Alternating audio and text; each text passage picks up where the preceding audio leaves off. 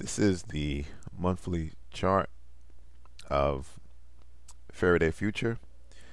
Faraday Future is a manufacturing luxury EV maker and calls itself the disruptor of the traditional ultra luxury car civilization, optimized by Ferrari and Maybach.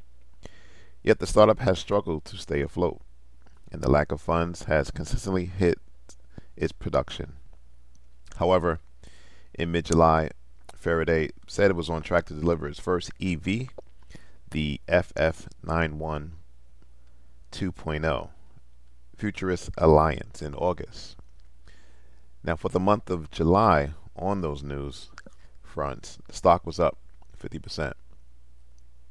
You can see for the month of June, for whatever reason, it surged from roughly 25 cents to 50 cents, but came and hit some resistance, which was support.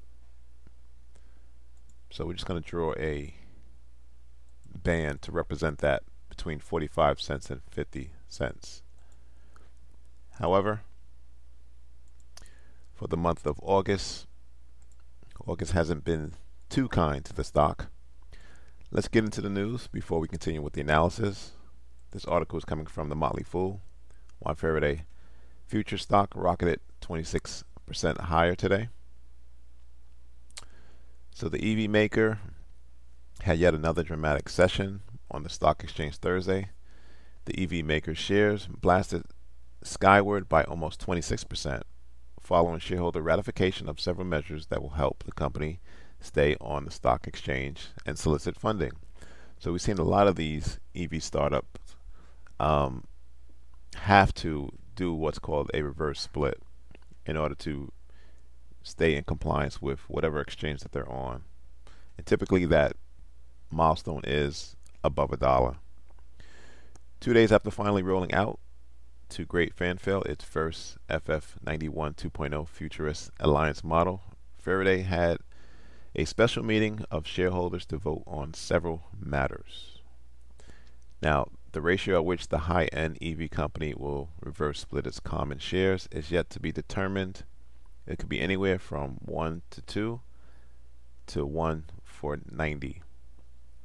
This is ultimately to be decided by the board of directors.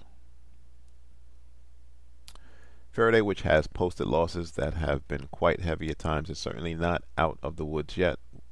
While it did hit an important milestone with its delivery of that first car, it now has to prove to investors, potential customers, and partners that it can be a viable business. That won't be easy given it operates in a niche market and one that requires significant amounts of capital. So they're kind of entering, I'm going to say, the Tesla market. You know, Tesla's known for not only their Model 3, but they do have some luxury type brands such as the S, etc. Now, getting back to the charts, you know, that's the reason why I'm saying you got to short Faraday when they do the stock split. The stock split's gonna, you know, gap up, say $1, but they need a lot of capital, and they're gonna have to go to the markets, as they mentioned, to get that capital to fund their operations. All right, so we can see a low for the stock at 15 cents. Now that low is going to hold again in anticipation of the reverse split. But again, depending on what they do, if it's a say a 4 to 1, then prices are going to be at $1. I think they're going to do more than a 1 for 2, because that's only going to get them to the, say, 50-cent level. They need to get above $1 to maintain any type of compliance. Could see a 25 for 1 for 25. What's ideal? So when Mullen did their reverse split, I think the stock got up to $3 and then crashed. So they want to, you know, Faraday should give themselves some wiggle room, because the stock is going to fall. as soon as the reverse split occurs. And it's going to be a shorting opportunity based on past EV makers doing a reverse split, because they're not making any money. Why would the stock go up? Alright, so we're going to go down to the daily chart. And for me, you can see that this monthly resistance support band is above the 200-day moving average.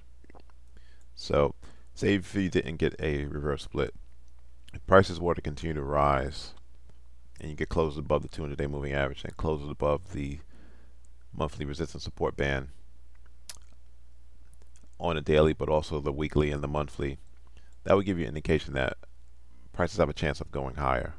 But you know, this band and this moving average, 200-day moving average, is serving as resistance.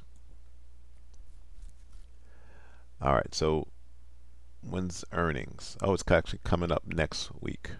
So that should be interesting. The last time they reported earnings, stock was muted. In March, they reported earnings. The stock sold off, had a gap down. Last time in November, then last year, stock went down. So the last 3 out of 2 earnings report, the stock was down. So the probability of the stock going down next week is more than 50%. I anticipate the earnings will come out before the stock split. Wait for the stock split to short the stock. You got time. Thanks for watching. Subscribe, please. Like the video.